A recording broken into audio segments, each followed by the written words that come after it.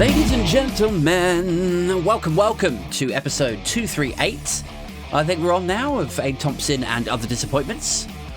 Your twice weekly cannonball dive bomb into the ocean that is modern current affairs, news, politics, dystopia, and all the other nouns and stuff that I normally say there. How are we doing? What's going on, peeps? It is that weird, strange bit, isn't it, in between Christmas and New Year. Nobody really knows what this period should be called. I don't know, like the in-betweeny bit, purgatory-mus. It's usually the bit, like, historically, when you think back of what Christmas used to be like when you were a child, it's that horrible bit where you've got your new toys, but the immediate, like, excitement and novelty is kind of worn off of it all. And now you're just stuck living at someone else's house, you know, staying at your Uncle Paul's because your parents want to stick around for New Year's and, you know, or like in my case, it was going over to my dad and stepmom's. And then they would keep us there for a few days and we would just be like, I want to go home. Just want to go back and like play with my friends. No, you're stuck here, Aid. Yeah, why? Why are we stuck here? Because it's Christmas, so it's good. It's a fun time to be all together with family. Is it, though? Is it? Are we actually, like, if we all sit down and honestly ask ourselves the uncomfortable question, Dad, are any of us having fun right now? No, we're not, are we? So, yeah, Merry Christmas to you too, Dad. Don't know where that came from. A lot of unresolved tension and aggression there, clearly. Anyway, I hope you've all had a Merry Christmas, and I hope that you're looking forward to New Year, and indeed the surprises, wonders, hope and optimism that 2024 will no doubt deliver to us. Before we get into it, though, I just want to quickly give a shout out to my first YouTube community, which is that's YouTube's version of Patreon, right? YouTube community. Like, if you go to the video of this, or if you go and watch a punk politics video or whatever, you'll see a little join button there. And I'm trying to sort of so I've got my Patreon, and then I thought, because I do so much stuff on YouTube now, I can, maybe grow a little community there. And I got my first member the other day, somebody called Christine Cash. So what's up, Christine? How you doing? Give me a follow and a tag me on something so I can DM you. Like Instagram, Twitter, TikTok, whatever. And then I can send you the link to the Discord chat. And I suppose this is as good a time as any to promote the Patreon. Or indeed the YouTube community, where if you jump on, it starts at I think it's £4 a month in YouTube. So it's like £1 cheaper. And you start to get access based on what tier you join. So you can do £4 a month or £8 a month. And then it sort of goes up from there. You don't need to worry about anything more expensive than that. It's anything more than that's ridiculous. But and it's the same on Patreon. It's £3, £5, £10, and then there's a ludicrous tier on there, which frankly is only forgivable if sarcastic. It's the £50 tier. I told Danny Price about it. I was like, and then I've got a £50 tier. And he was like, you what? £50? Delusional, Aid. But here's my thought behind it. I was like, look, people out there with money can still be liberal and left-leaning. If you don't believe that, you buy into the whole politics of envy stuff, don't you? You believe that everyone that's left of centre is broke and jealous. But I promise you there are wealthy left of centre people out there. And they do like to support people who voice the things that maybe they can't say. If they're business leaders, pop stars, footballers, BBC journalists, whoever's prohibited from actually speaking their mind in a sort of left-leaning sensibility kind of fashion, they would like to, support creators, podcast hosts, YouTubers, so that they can get the word out for them by proxy. So on that basis, I put a £50 tier up there. Anyway, right, let's get into it, shall we? Loads going on at the moment. And I want to sort of delve into it. I know we're sort of midweek through Christmas and New Year. And I thought to myself, I'm going to have a break. I'm just going to clock out of the content. I'm just going to, forget Booge, forget the podcast, forget all the punk politics stuff. I'm just going to clock out and I'm going to spend time with my family, guys. And then I spent time with my family and I was like, do you know what? I need a break. So here I am out in the cabin. But yes, let's get into it. My favourite story, no surprises in guessing this one. News story broke this morning that Boris Johnson, right, and forgive me if you might have seen the YouTube video about this, or I wrote a tweet thread about it that sort of blew up a bit. But basically, when Boris Johnson was Prime Minister, he was navigating his way through myriad scandals, right? We all know this. But specifically, he was just coming back after the Christmas break, which itself followed the Owen Paterson debacle. So Owen Paterson got suspended for lobbying egregiously. The committee that were looking into it said they'd never seen such a egregious example of lobbying outside the parameters of the ministerial code and all that business. They suspended him. Boris Johnson stepped in and said, well, actually, no, I'm going to try to disband the Standards Committee rather than have this guy have a punishment. It was like a mediocre punishment. He was supposed to be suspended for like 8 days or 5 days or something. But just because of the, you scratch my back, I'll scratch yours. I think Paterson had been a whip or a chief whip or a deputy chief whip. It's all very CCHQ-y, all very jobs for old boys. Because of that relationship, Johnson stepped in and said, I'll just get rid of the Standards Committee. And because of the backlash that attracted, then in conjunction with Partygate, Boris Johnson was then desperate to recapture the narrative. And so he and Jacob Rees-Mogg dreamt up this idea that they would revert the UK back to Imperial Measures, guys. Thinking outside the box. Never let it be said that the Tories are out of ideas, that they lack vision, that they don't come up with any solutions to any of the problems that we as a country face. Absolutely they do. When you think of all the core pillars of this show that we often touch on: climate change, scarcity of fossil fuels, nuclear wars. What's the other one? I feel like I'm forgetting one now. But whatever it is, like all of these lengthy, in-depth challenges that we face. Well, here's a solution that these guys came up with. Let's get back to imperial measurements. Yeah, that's a thing, isn't it?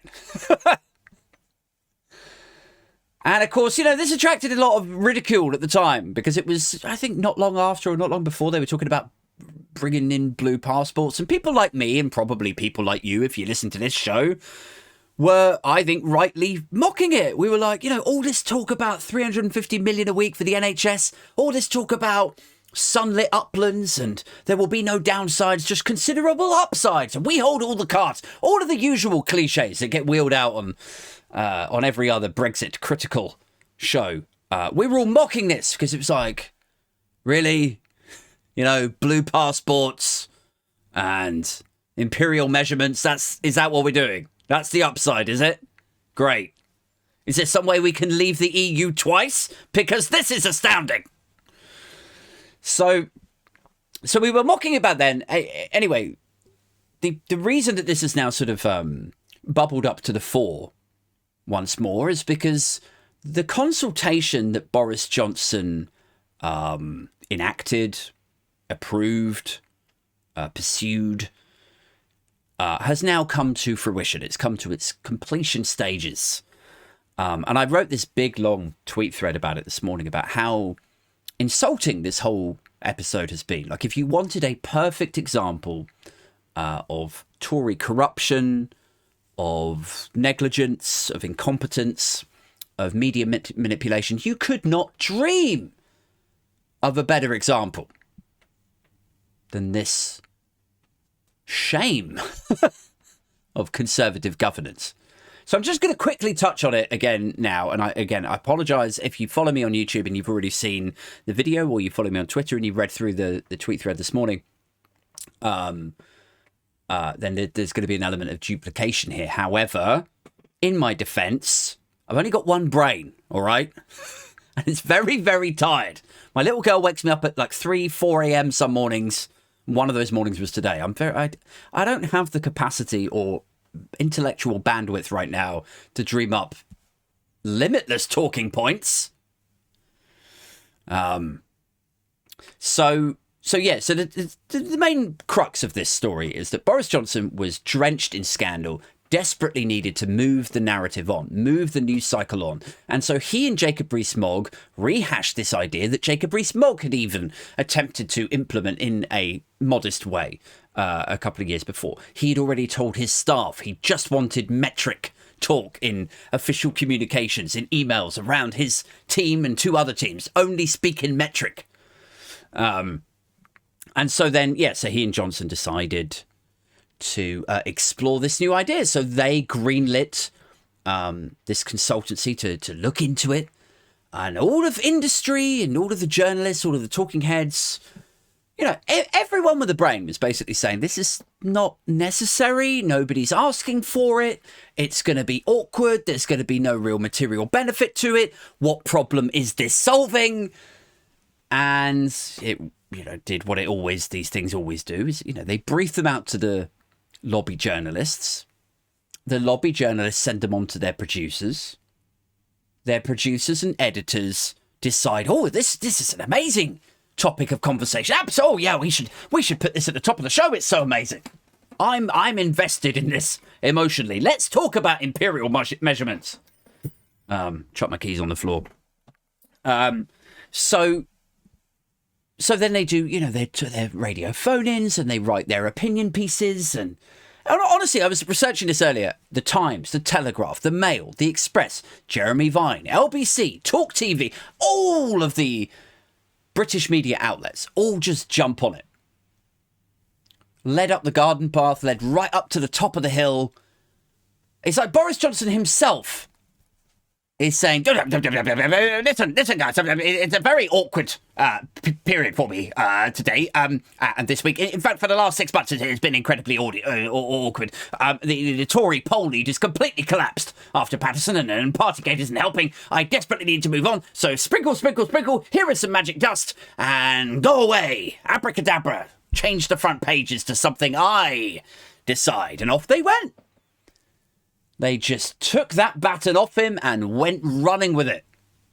And all of them should hold up their hands today as this consultancy thing came through to conclusion stages and basically said, we asked industry, we asked all the big retailers, we asked logistics companies, we asked like this, that. 99% of respondents said that they're fine with metric. They don't want to move on from metric. It's like 99%.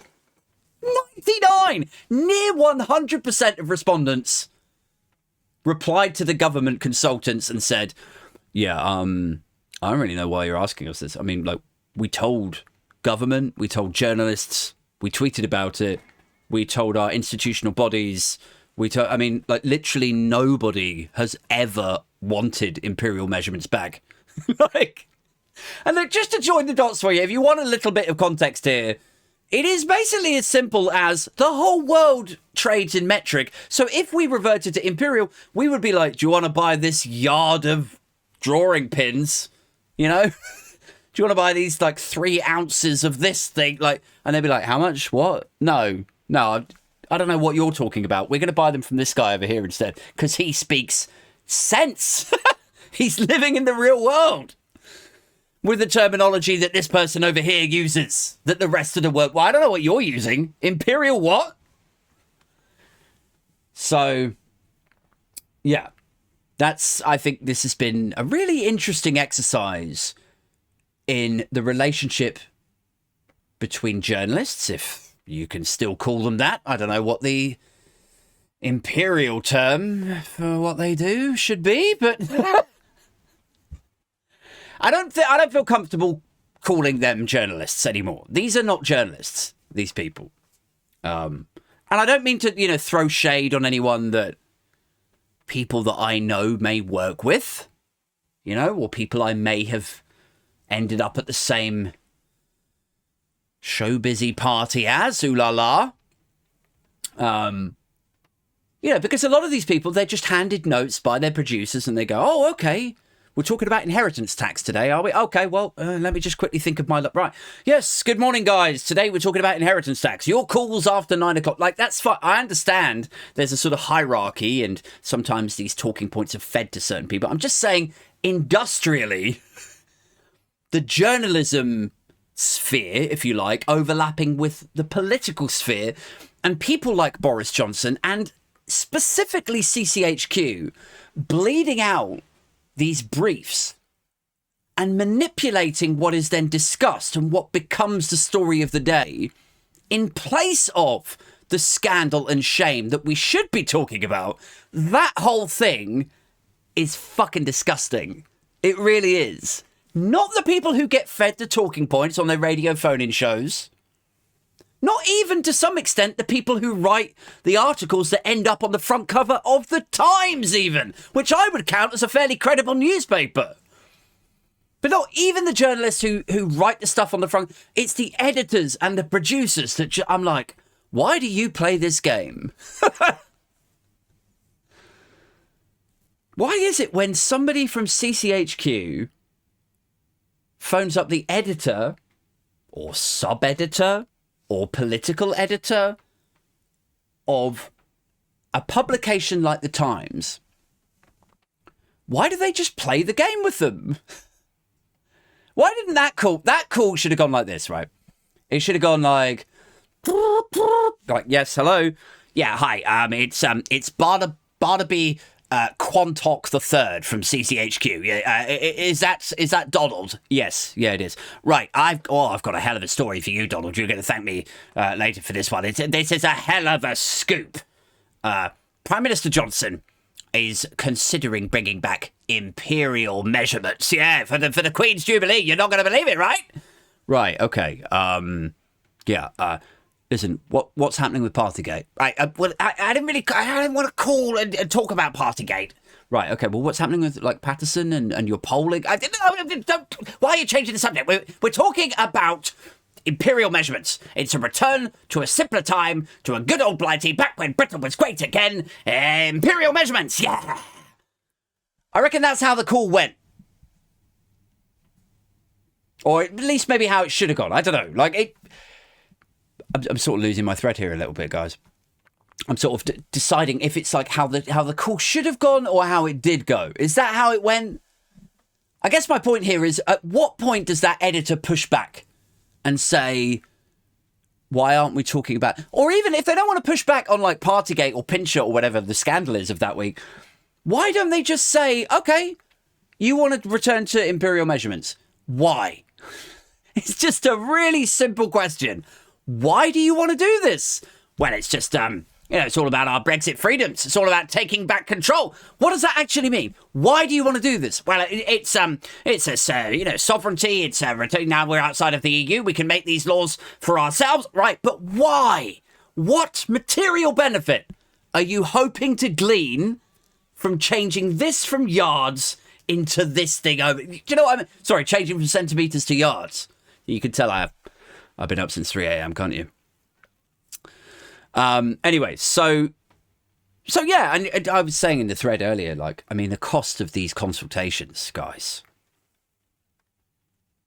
I mean, there is a reason that the opposition and that even people like Jacob Rees-Mogg himself have such a bee in their bonnet about, like, the blob and about unaccountable, ambiguous figures and the civil service being bloated and civil service overspend. Like, I mean, it's, the money that Deloitte, KPMG, PwC, the money that these people make out of supporting an inquiry or gathering feedback for a consultation like this, it is like it's in the millions. And it just really, I don't know, it bothers me because it's like, how can you stand there behind a podium in the House of Commons and say there's not enough money for X, or that we've run out of money and there's no money for Y, we can't look after these people or this vulnerable community? I'm sorry, I'd love to do that. Look, we all want to be nice, caring people, but there's just no money. There's no such thing as a magic money tree, people. You know, how can they say that 1 minute and then the next minute it's like, yeah, sign off 30 million. 30 million for this policy I've just dreamt up specifically to move the news cycle on for no other reason. Nobody's asking for it. No material benefit. Just 30 million. Just like, and even after Boris Johnson's gone, they're still gathering feedback, doing the analysis. Yeah, we better finish this consultation. This is important, guys. We really need to ascertain and establish what the truth behind this is and get to an accurate representation of what the benefits of returning to imperial measures are. So it's credible. So we can go back to Jacob Rees-Mogg, who's since been promoted to Lord. I think he's a Lord, isn't he? Or is he OBE? He's something. Knight of the Realm, for some reason. That's coming leaping to the front of my mind. Anyway, he got a peerage, right? So yeah, they spend millions on these things. And it's just, you know, floor-jawing to then see them say there's no money for the asylum seekers, or there's no money for universal credit adjustments, or, you know, you pick the public replacement of RAC in schools. Just one new hospital of the 40 that they promised. You know, when they blow this money so haphazardly on nothing. There's nothing to show for this whatsoever. And I don't suppose we should be surprised, really. I mean, this is Boris Johnson, isn't it? It's, you know, he's shown time and again that he will happily blow public money on vanity projects, from the Garden Bridge to the water cannons to, most famously, Brexit, I suppose. Anyway. I mean, I don't know, guys. Like, what sort of precedent does this set, you know, for a British Prime Minister? Does this just mean, like, any time there's a scandal, any time they get themselves in some sort of trouble that they would rather the news cycle moved on from, they just pluck some sort of weird nostalgic thing out of the past that they think the plebby boomers would jump on board with? You know, and then despite the fact that anyone from that industry is like, no, we don't want this, and all of the polling is against it, by the way, they just go, yeah, we're gonna see how this works out. Yeah, this is what we're exploring now. It's like why would you be exploring that thing? Well, because this is, yeah, it's just an idea that I had. I'm gonna get a consultation underway. I mean, seriously, right, Rishi? All we said is that we've got Polaroids of you enjoying yourself with livestock. That's all we've said. We haven't said that you're up to anything, up to no goods. We're just saying it's interesting. They're just interesting pictures. And would you like to comment? Well, no, let me tell you about this new idea that I've literally just come up with.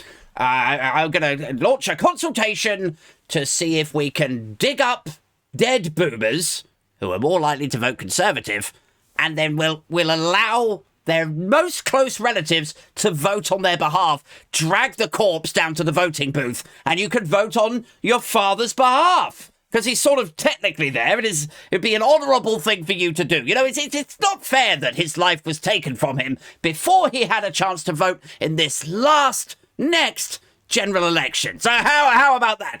Well, I think that sounds like pure insanity, Mr. Sunak. Well, I mean, it might be insanity. It might not make any sense whatsoever, but that is why we are putting it into consultation phase.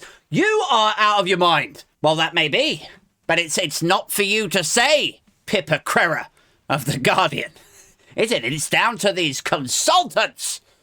Are you sure you got money? You sure you got the cash for it? I mean, it sounds like the Exchequer is a little bit hard up. Are you sure you got money to blow on more consultations, especially after the inquiry. I mean, that wasn't cheap. Yeah, well, we do now.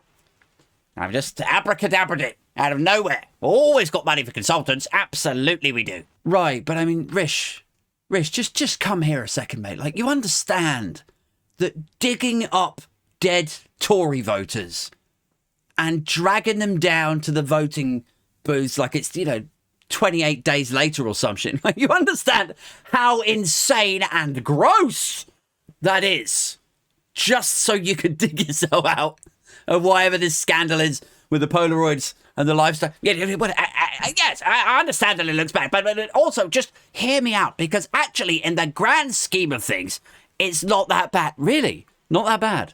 I mean, it sounds horrendous. I'm saying, in the grand scheme of things, Pippa, is it still Pippa?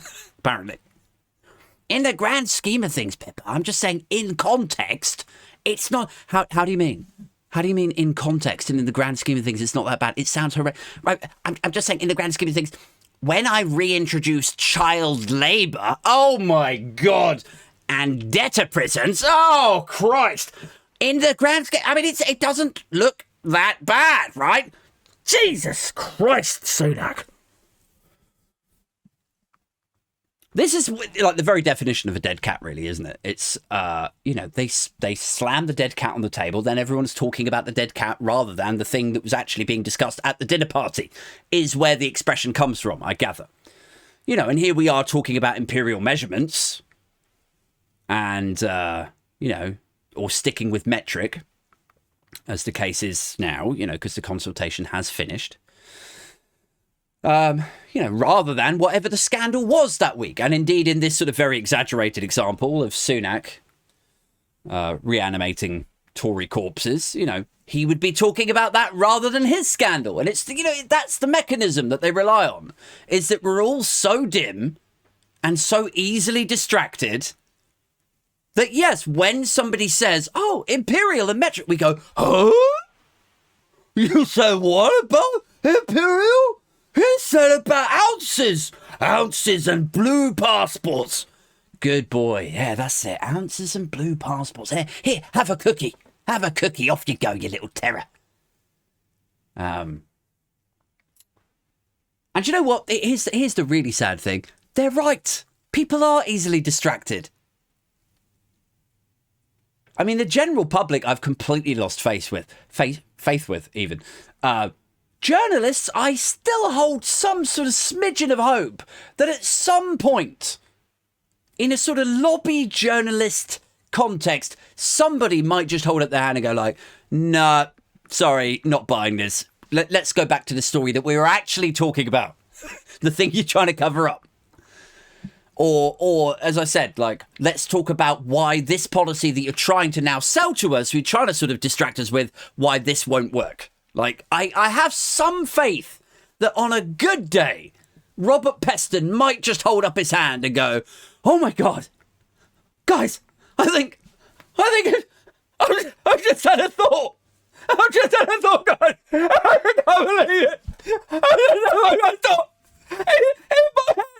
in my head, I've had a thought. Then Laura Koonsberg looks over and goes, what did you think, Robert? What was the thought? Tell us. No, it's gone. It's gone, Laura. It's gone. I have some hope that moment will happen at some point. One day, Peston will have a thought. Rather than, witlessly regurgitate lines fed to him through an exorcism being held in CCHQ. Like, that is honestly the relationship that I think, that's what's happening. That's the transaction. Is somewhere in CCHQ, there is a Ouija board, and there's Greg Hands, and there's Oliver Dowden, and there's Rishi Sunak, and there's a bunch of other people like that, and they're just moving the things around, and then they conduct some sort of seance, and, ghastly being is like, but then, like, it speaks in tongues through Peston. And so then Peston's on his late night ITV show, or he's presenting a 2-camera bit for the ITN News or something. Now we go live to our political editor, Robert Peston, and he just regurgitates the stuff that's coming to him through the Exorcism. Well, I think that herd immunity is a good idea. Oh, great one. Good one, Rob. Excellent. That's just that alone is worth your £250,000 salary. Fantastic critical thought there. Anyway, let's move on. I don't want to spend the whole thing, regurgitating, myself. It's like I'm speaking in tongues of an exorcism that's just my YouTube account from the video that I did earlier. So let's move on. Let's go back to the news. Let's see what else is happening, guys. So one thing that caught my eye earlier when I was looking at Sky News, like occasionally I'll go through like their analysis and comment section. I'm not a massive fan of comment sections anymore. And I don't mean like comments as in like you and me comment beneath an article. I mean like, opinion pages. I feel like the Telegraph, the Mail, to some extent the Guardian, like a lot of these places have just soiled the whole idea of paid for pundits, opinionistas, who invariably are proven wrong, but then continue on this gravy train of being paid to share their thoughts again and again. I mean, take Daniel Hannan, for example. Here is a guy who, at the height of the Brexit campaigning, is there on TV, still on a frequently reshared video now. He says, absolutely no one is suggesting that we leave the single market. Like that. Here is a guy who said that. No one's suggesting that we leave the single market. Here is a guy who said that, what was it he said? He predicted like the first 2 years after Brexit or 5 years after Brexit was going to be like a roaring success, and the pound had strengthened and we'd be in a much better position economically. And he laid out all of it. It was like this sort of fan fiction projection of where he anticipated the UK would be following the Brexit vote. And it reads like satire now. Like it's so to the wall insane and a juxtaposition to where we are. It's just like you'd feel cruel even pointing it out to him. Do you know what I mean? Like when it's a bit like when you argue with your wife or your husband and they say something that is wrong, or they like accuse you of and then it's like that they're so wrong that you almost dread the blowback and embarrassment when you point it out to them. Am I making sense? It's like they'll say, why was this milk left out? Like that. And then you just go, I don't know, like you left it out last night when you made a tea. It's like, that they're at fault and then they've got nowhere to go. Like, and you feel bad for them. And you literally say it like that. You're like, you feel sorry for them. You're like, I don't know, you left it out for it's like, that's the same feeling I get whenever Daniel Hannan pops up in the Telegraph or as a talking head now. I'm just like, God, I feel bad. Like my cringe is so strong for Daniel Hannan that I feel it wouldn't be fair to show him the video of himself saying nobody's threatening the place of the single market and that Brexit is going to be amazing. There's no sport in it. But yeah, anyway, so opinion pages, comment sections, I'm not a massive fan of. However, on Sky News, I do occasionally enjoy an Adam Boulton piece. And this is one of those. It's Adam Boulton. Things may be bad, but there are reasons to be cheerful in 2024. To which I reply humbly, oh yeah? Well, let's talk about that, shall we? Regular viewers, regular listeners will know that, the vibe of this show is very much people presenting their nicely prepared, seeded, watered gardens of flowers to me, and me stamping on those flowers. Me wrapping my darkness around your light. He says, if you think this has been a pretty tough year, you're not alone. The annual Global Advisor Survey conducted around the world by Ipsos records that a majority of us, 53%, think 2023 has been a bad year for us and our family. Well, yes. I don't know how you guys have done, how you guys have fared, dear listeners. I remortgaged in such a fashion that it robbed me of about £900 a month. The only reason that we still have our family home is because family itself stepped in to plug the gap.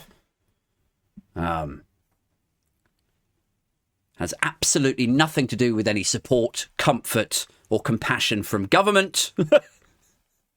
We just narrowly avoided becoming homeless or having to move back in with family because basically, family stepped in where government failed. Anyway, this isn't about me. This is about, reasons for us to be cheerful, right? In 2024. Boulton says, let's face it, things haven't gone well abroad or at home in 2023. The second year of war in Ukraine has been joined by the vicious conflagration in the seemingly intractable confrontation between Palestinians and Israelis. Things may be bad, but we seem to think that things have improved a little bit over the last 12 months. And we're looking forward to them getting better in 2024. Really, though? Are we really, Adam? It says Great Britain comes 26th out of the 35 nations picked out, with 64% optimistic that 2024 will be a better year for me than 2023. Like that doesn't mean that that's not a reason to be cheerful. That's evidence that you are delusional. All that tells me is like 64% of the UK are delusional, Adam. Over half of the UK are not currently inhabiting reality.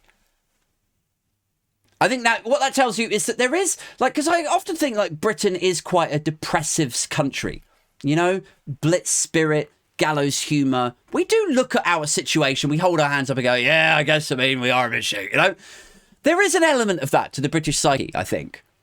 So it's somewhat refreshing to hear that over half of the UK are optimistic, but I would suggest, playfully, if I may, that that is more reflective of how bad 2023 has been, and that people are coming out of 2023 and they go like, oh God, that was rough. That was rough. The remortgage, terrible. Gaza, Palestine, terrible. The economy, awful. There's shit in the river down the road. This has happened. That's happened. There's a storm battering my house right now. But I'm sure, I'm positive, if I really cross my fingers, pray to Jesus, Muhammad, and Buddha, and Tom Cruise, 2024, I hope it will be better. That's what that is reflective of. 2024 must be better, guys. Rather than it being any evidence that it actually will be.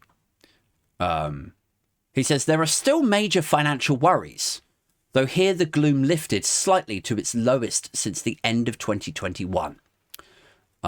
Economic optimism index is still pessimistic at -28, though. Right, so it's at its lowest level since the end of 2021, but it's still pretty bad. It's still -28. I mean, I'm not gleaning much or many reasons to be cheerful here, Mr. Boulton. I respect you as a journalist. I'm sure we're going to get to the detail very shortly.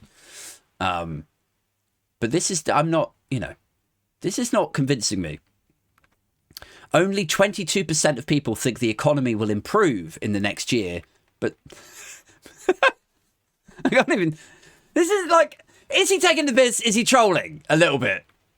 He's like, only 22% of people think the economy will improve in the next year. But that is up +3 from last month. 22%. So a fifth of people think the economy will improve in the next year, which is interesting, isn't it? Because I would put them, that's delusional as well. But over half expect next year to be better than this year. But of that half, if it's 20% of 100, then it would be 10% of half. So of that half, 10% think the economy will improve in the next year. So, are they expecting the economy to be bad, but the overall year to be good? You know, like they're going to lose their job. But on the plus side, it'll be a better year. How? Exactly. The weather's been nicer. You know, global warming kicked in. Finally, we had a couple of months of 25 degrees. Right. How's your job? Yeah, it's terrible. Yeah. And my pension tanked in another crash. My house is halved in value. Neither of my kids have got jobs. Food inflation is through the roof. Right, okay. So, so economically, you're toast. You're homeless, you're broke, you're starving, but the weather's good. Is that what I'm saying? Yeah, that's, I mean, I'm homeless, I'm living in a park, but on the plus side, it's been really clement. I've caught a tan. I don't know. Let's continue. A major factor behind the gradual return in confidence may be that people feel less powerless. Interesting read on things. Many have the opportunity to make changes next year. More people than ever, around 4 billion globally, will have the chance to take part in elections next year in more than 70 countries. Now, I will just say this, right? There is actually a point there. I'm being a little bit snarky, but I suppose the point is that it's not necessarily that people feel like they are not powerless, like they have some power to affect change. I think it's maybe people feel a bit more buoyed that because there are these elections, that things might change. Like, I don't feel especially powerful. With all the voter disenfranchisement, the criminalisation of protest, all the myriad changes that the Conservatives have tried to bring in to stop people from voting or make it harder for them to vote, and all the press manipulation that we were talking about earlier, I don't feel particularly powerful within the electorate. However, I do, in my lesser moments, I have felt something vaguely resembling hope that things might get a little bit better once the Tories are out. And maybe it's a similar thing to that, is what Adam Boulton is sort of channeling here. So, not all of these elections hold out the possibility of regime change. Things could happen in GEs in the US on the 5th of November and in the UK sometime next year, and not the last possible date in January 2025, according to the Prime Minister. There are also general or presidential elections in South Korea, South Africa, Pakistan, India, and Russia, in descending order of those likely to be fair, says Adam Boulton. Yes, I mean, Russia's like right at the end. Like, it's not... Come on, we need to stop referring to Russian elections as elections. I mean, it's like they're parades is all they are. He might print off a load of ballots. He might go on TV and then have a quote-unquote debate. But I mean, like, we all know who's going to win, don't we? There's no mystery to it. I mean, what, like, does Russia even have an equivalent of Betfair politics? What does Russia's Betfair politics, what are the odds on Putin winning the next election in Russia's Betfair ski politics ski? That would be a weird thing if he had, like, basically mandated whoever that equivalent is over there. Like, you got to make it look like there's a chance that I might get voted out. Yeah, but why? Because I don't want people knowing that it's absolutely cast iron that I'm going to get in. Yeah, but then we're going to lose money. I don't care. Here are the odds. Write them on the board. Let's continue. We'll do a little bit more and then we'll wrap up, I think, guys. It says the British Prime Minister has not yet delivered his pledge to stop the boats, but he can claim credit for reducing the number crossing the Channel by a third. Wow. Channel boats are down 33%, apparently. Largely through increased cooperation with Albania and France, rather than the expensive and stymied deportation to Rwanda policy. Yeah, it's like this is going to be one of those sort of hollow victories for him, isn't it? Because even if he gets the boats down, which it sounds like the number of crossings are decreasing, he can't celebrate Rwanda as a deterrent when no planes have gone there, when it's still classed as internationally, like, against international law, when it hasn't even become law yet, right? Like, you can't claim that Rwanda is the reason for doing it. And then at the same, like, the opposition can then hold up the increased cooperation with France and Albania, like, well, look, this is what happens when you're more closely aligned with Europe. So what's the lesson here, Rish? What are you going to glean from this? We should work closer with Europe. Yeah, there you go. There you go. You got there in the end. I was holding out for you. I knew you'd get there. It's all right. Robert Peston over there, not so much. He's still figuring it out. Guys, I think we should wrap it up there. Thank you so much for listening.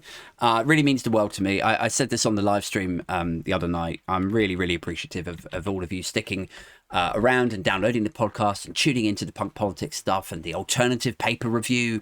It's, I'm really feeling the love at the moment. So yeah, and just a quick shout out to all of the Patreons. From whom, like, the support that you guys give me, it really does. It makes a difference. I was able to buy a new microphone, like, to do the punk politics stuff with, which I'm still playing with. Like, I'm trying to work out how to get it to work right. But yeah, it's allowing me, the Patreon support and the YouTube support is allowing me to sort of invest in more equipment, and you guys do that for me. So I'm really thankful. Anyway, so quickly, I'm going to run down the list of patrons now. Thank you so much once again to Rachel Harris, Bowman, Kai, Christy, David Voice, Martin Maracas, Mojo Sabian, Peter Del Monte, Pingu, Stuart, T-Rex, Aaron, Aid, Alex Suter, Jeff McGow, MJ Nichols, Ned Berg, Sarah Setters, Simon Flack, Elsa, Malcolm, Rodri and Kerry. Thank you so much, guys. Oh, and big shout out once again to Christine Cash, who joined on the YouTube community. Big doff of the cap to you. And as I say, like, DM me on something, like add me, DM me, or tag me on something, and I'll send you the Discord link. If you're not on Patreon or the YouTube thing yet, now is a great time to do so, because you get first look at the live show tickets. I'm going to be doing probably a few more live shows with Danny Price soon, and they won't just be in London. They're going to be in and around the UK, so that's quite exciting. You get access to the Discord chat. I'm doing London-based meetups for the time being, although when we do the live shows like around the UK, I might sort of put them out to the Patreons as well, because if anyone is around that area, I'm more than happy to go and like meet for a beer or something, and put faces to names and all that. So you get that. You get episodes of the podcast 2 days before everyone else. So if you'd like your rants and musings and reactions to be topical, then do jump on the Patreon, because you get the podcast like straight off the bat 2 days before. And then eventually 2 days later they end up in final form on Spotify, Apple and YouTube. That's it from me. Thank you so much. I'll catch all of you on probably Friday night with a guest. Until next time, keep it booge, stay #Bimpfluencer, and I'm out this mother hubbard.